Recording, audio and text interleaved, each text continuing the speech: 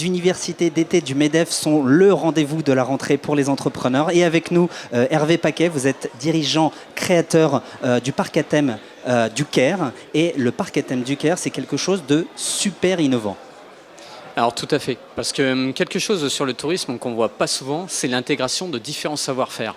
Et ce qu'on a essayé de faire, c'est rassembler toutes les équipes autour d'un parc à thème, c'est-à-dire aussi bien dans la construction du parc lui-même, le bâtiment, dans les contenus, c'est-à-dire les films, mais aussi les décors.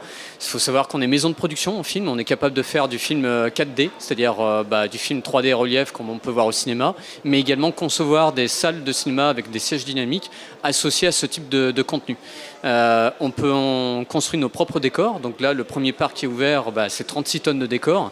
Et toutes ces équipes-là qu'on a intégrées autour d'un seul projet, qui peut être dupliqué du coup maintenant partout en France, partout en Europe, eh bien, ce sont des équipes qui venaient de tout horizon. On en a récupéré de la télévision, du cinéma. Notre chef décorateur, c'est lui qui a fait Délicatessen pour les décors, La mémoire dans la peau avec Matt Damon, Fort Boyard.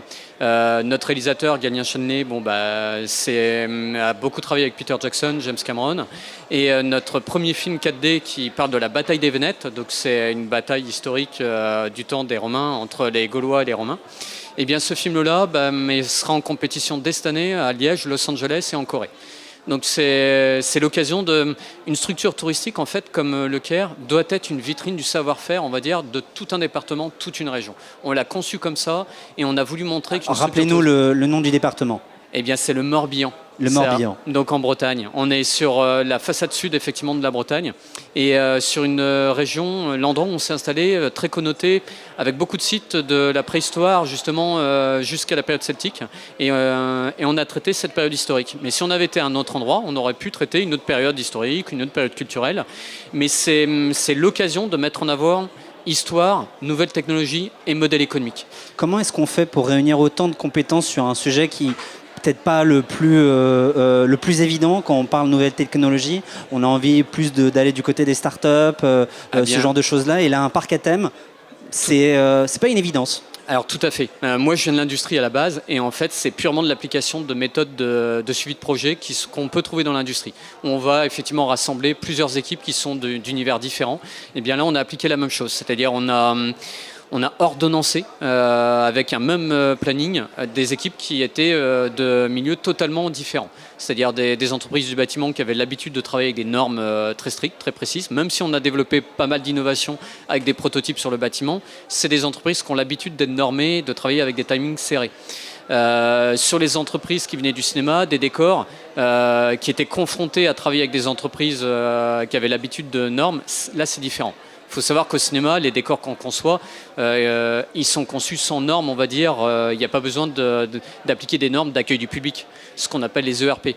Là, si. Eh bien, ça veut dire beaucoup de préparation de chantier, comme on peut en trouver dans l'industrie. Et une fois que le chantier se lance, des réunions de concertation hebdomadaires, régulières, avec l'ensemble des équipes, pour voir si la mayonnaise prend bien. Et c'est du suivi, on va dire, constant.